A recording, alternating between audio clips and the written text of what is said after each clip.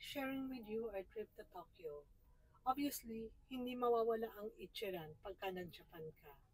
There's a line, pero it's tolerable kasi fast-moving naman yung pila.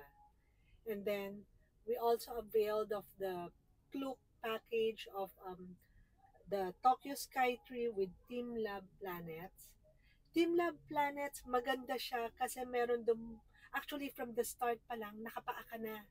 Kasi meron dong part maglalakad ka sa water, and then meron doon na medyo mas mataas, parang it's below the nina yung tubig.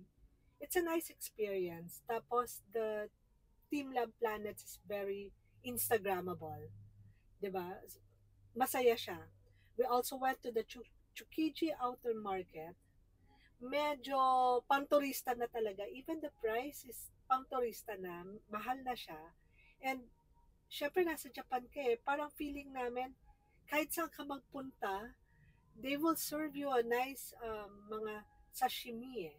'Di ba? So, hindi na, for us, it's nice na we experienced it, pero parang hindi ka na uulit because you can purchase naman, you can order in any restaurant. Definitely maganda yung makukuha mo ng mga sashimi.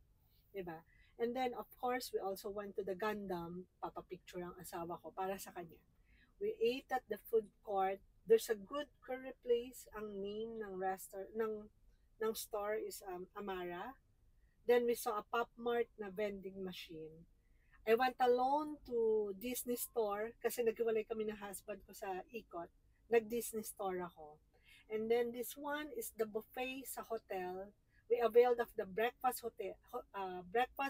buffet. Take note, may steak yan for breakfast.